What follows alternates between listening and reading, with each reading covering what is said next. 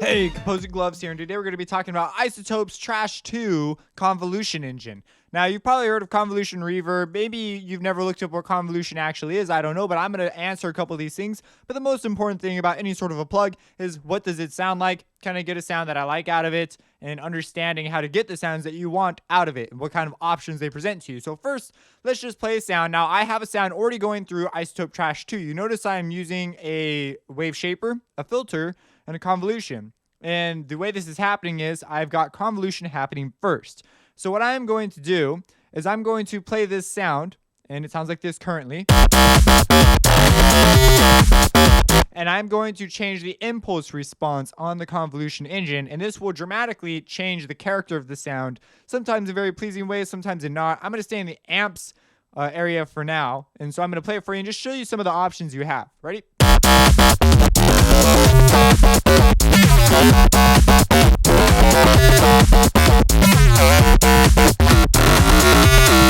So you see, I quite like that one. So what is going on? What is convolution? Now, I'm going to give you the very, very simple definition. If you're curious about it on a more like in-depth level, there's a free book, online book called The Scientist's Guide to DSP, and go check out that book. I believe that is the title. It's something along that. Like if you look it up, you'll stumble across it.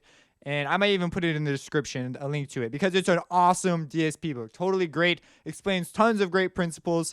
So if you're curious about what that is on a deeper level. Now, convolution on a simple level is you have your signal, right? It lives over here. Let's just say over here you've got your signal, and it's continuous audio. It's got samples, digital samples, and digital audio going on for days. There's all these sample points representing your signal. Over here, you have some more signal. But this signal is separate, and it's a finite amount of signal. Like, let's just say like 15 samples, just to keep it simple, right? You're going to take each one of these samples over here and run it through these 15 samples over here, and you're going to get a new thing. And what you do is you do this for all your samples, and you sum them, and you get this new piece of audio.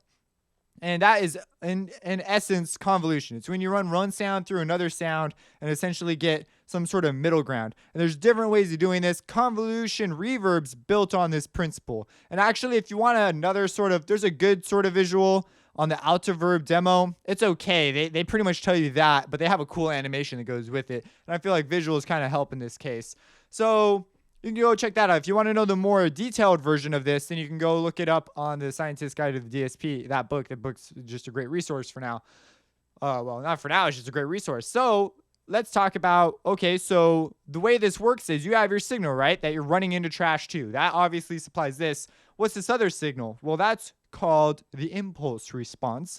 And they give you a whole list of them right here. You can go online and look up impulse responses for days. And reverb, you use that, you would take an impulse response in a room, and so usually it's a very transient response. Transient meaning a moment of excitement. So it's a moment that's like, bam, like, whoa. And what happens is you do that. So like you take a gunshot in like a room or a cave or whatever, and that gives you all the rest of that is ideally just reverberation. So that when you convolve an input signal with this impulse response, you're going to get something that resembles like the audio was as if the audio was in that room. And so that's what a convolution reverb sort of does. This one isn't meant to be a convolution reverb, though. This one's meant to just be a convolution for distortion. So they go about it a different way. If we open up our history, I'm looking right next to it, our options, we see we have convolve, maximum impulse length in samples. And so I have mine at 44.1. There's not really a huge difference here. But maybe for whatever reason, some weird thing might happen where it becomes much more significant for your piece of audio. But you're going to load it. So you load it in, and it's going to look at the first in your impulse response, the first 44,100 samples. And so that's kind of a significant deal. This means that it's not really going to work like a reverb per se. Now, when you record it, you have a couple options, right? When you record, what kind of mic are you going to use? So they used 3 mics. At least that's what it says here. And they used a dynamic, a condenser, or a ribbon. And so this can change it because the microphone, depending on the type of microphone they used, the brand, all that stuff, that'll change the way you record your impulse response. So you can choose actually 3 separate mics, which can offer some very different sounds. I noticed that ribbons tend to sound brighter dynamics. And if you think about it, it makes sense because ribbons have a faster transient response usually than a dynamic. It'd be really weird to see the other one. But people have made dynamic microphones that, sound incredible and have great transient responses as well. But ribbons are like, there's this tiny itsy bitsy ribbon right there. So it can move much faster than a dynamic, which is a moving coil microphone. And then you have your condenser, which also has really good transient responses. So anyways, the point is that you can change these and you'll get those subtle different characteristics that each mic imparts. So it's kind of cool. So as we go through here, these are actually recordings that they have generated from amps or amp sims or something like that. And if you come into the main presets area, they actually have a whole load of these. You have effects, devices, body. Honestly, anything that is a WAV file, you can actually load into this thing and generate a new sound. And so, yeah, that's pretty much it. Now, when you load, so you can load your own samples. So first, let's go through, look at some of these others. I'm going to go for some vowels, right? Let's go check out what some vowels sound like. So I have this E sound.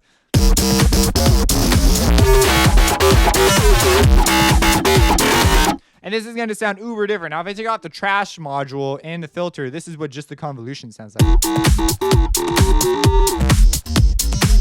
So you can hear that E in it. And let's go over to a effects. And let's go to like, let's not do effects. Let's go to devices. Cool. So here's like a kick and bell. Metal bowl. And what they're doing is you just record a piece of audio, and now you can load up your own. Actually, you can go in here and you can click load, and I have my browser already. I tried drag and drop. It's not working. I don't know if it's supposed to support that or not, but I'm kind of bummed out. It doesn't support drag and drop. But if you come in here, I can like here's a blip accent. This is my audio file being used to convolve our input signal, which by the way is just a saw wave. Sounds kind of weird. If I ran that through the trash module, that would sound terrible because I'd distort it, and I'd probably really need to filter it so that it doesn't cut my ears off. So convolution is basically just this really powerful engine. And when you load something in here, if it's not in the actual library, you can click this add to library button and it will add it so that you can get to it much quicker just for future reference.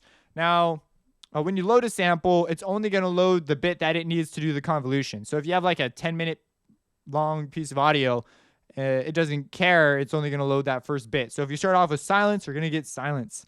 Okay, so there's a couple other knobs in here, and let's go to something that's a little more manageable, like this guy. Let's change the mics. Let me show you the mics. So these are going to be smaller differences, and I'm not sure how much of this, well, it should survive YouTube pretty okay.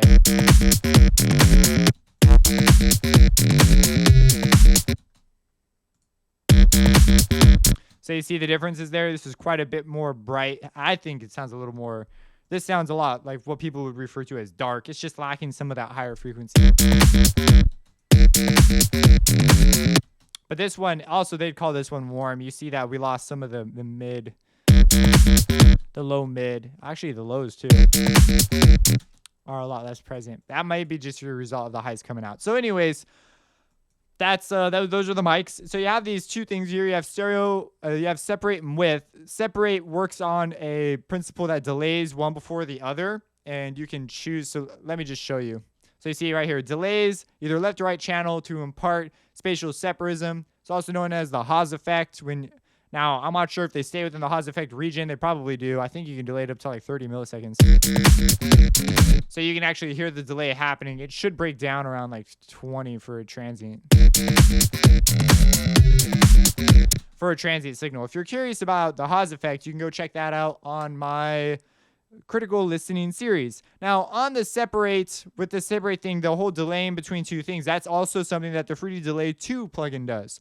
And you need to be careful. This can destroy mono compatibility. But at the same time, most people listen on headphones. Just when you're showing it over your phone, you're going to want to do a couple mono checks. I wouldn't fret too much about it.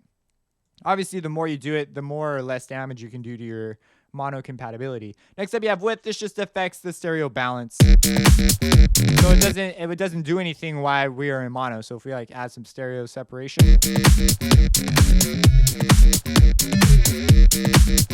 and this essentially reduced it to mono. So if we hover over it, it'll actually tell us, adjust the stereo balance of the process signal between mono stereo and double stereo.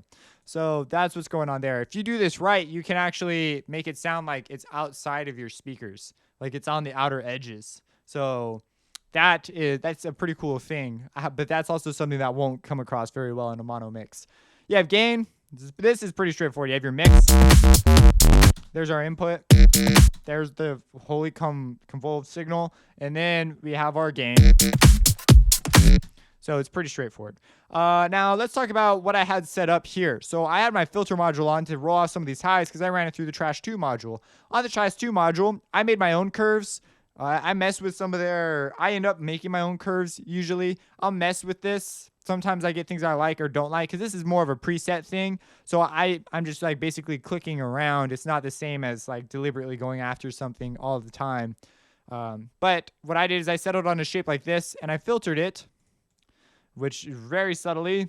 This honestly doesn't matter. Originally, I was messing with it more and I just wasn't feeling it. And then over here, I filtered this one again, but no, actually I didn't. I turned the filter off on that one, but I did mess with it. On this one, I wrote a curve, and this is the curve I settled on. And when you put them together, and then I relied heavily on the amp sims here, or the amp impulse responses.